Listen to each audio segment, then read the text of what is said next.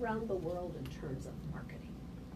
Well, you know, it's interesting that you asked that question, Sherry, and I'll try not to get on my soapbox too much while I answer this. Folks, she will be. Sherry didn't tell me she was going to ask that question, so here goes. I was actually doing a presentation for an executive team probably a year or so ago. And while I gave that presentation, we talked about the transition that has happened in marketing over the last 20 years. So 20 years ago, if you were a local business owner and you had a sale or a promotion, you'd pick up the phone, you'd call the newspaper, and you'd call the radio station, and you'd tell them that you'd want to buy an ad. And maybe TV. And maybe some TV. You bet. If TV was in your budget, absolutely. In the background then, a creative writer would start to write up a 30-second commercial for you, and a desktop publisher would start to design an ad that would, you know, match whatever it was that you were selling.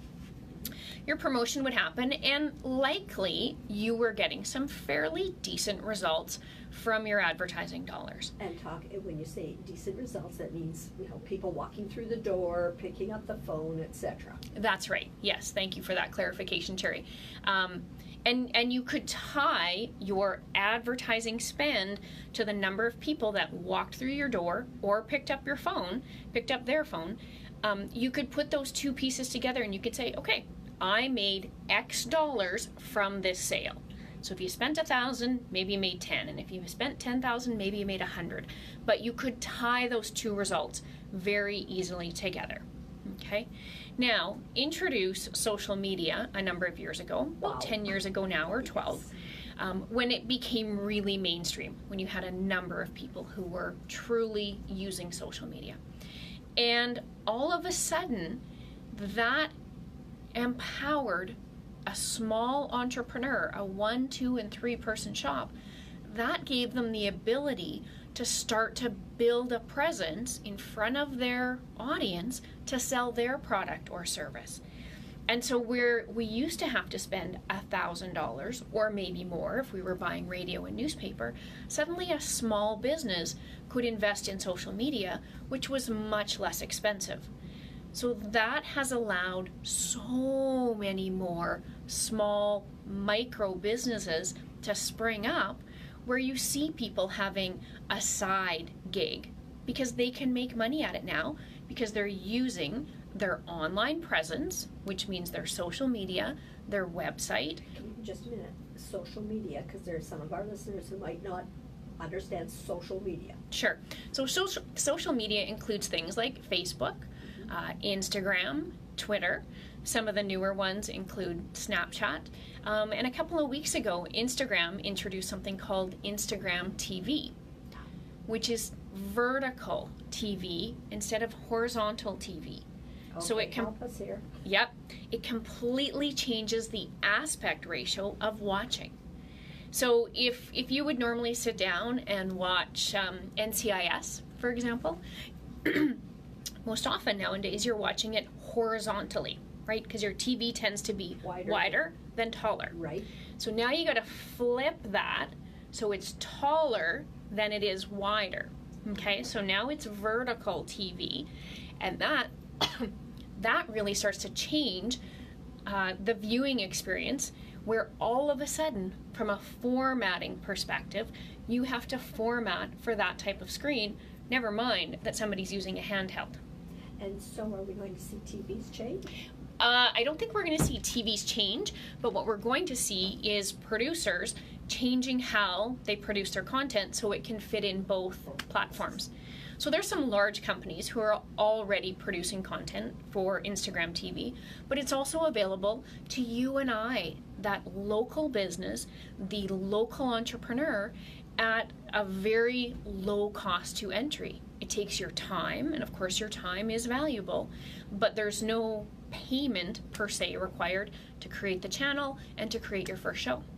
So I could take the Facebook Live that we're doing today, and I could take that exact same content, put it onto an Instagram television channel, and now I can share it with a whole new audience. Interesting. It's quite phenomenal. And so that's brand new.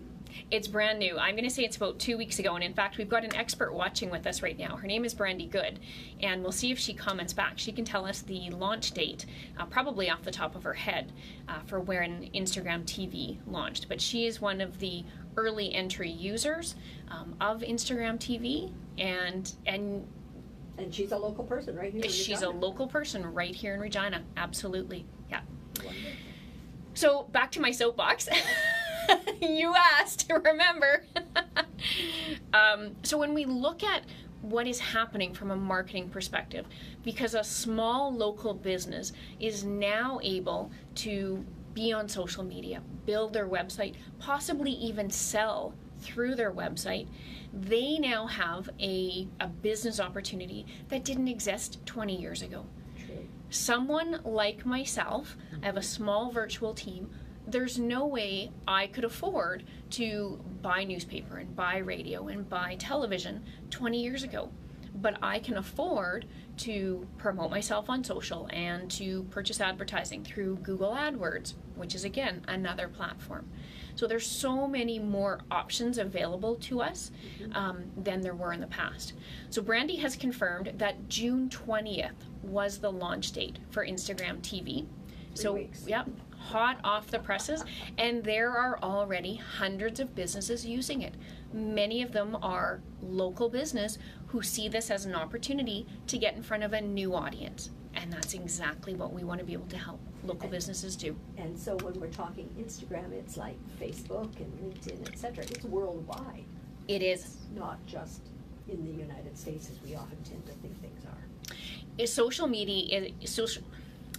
Social media is a worldwide phenomenon.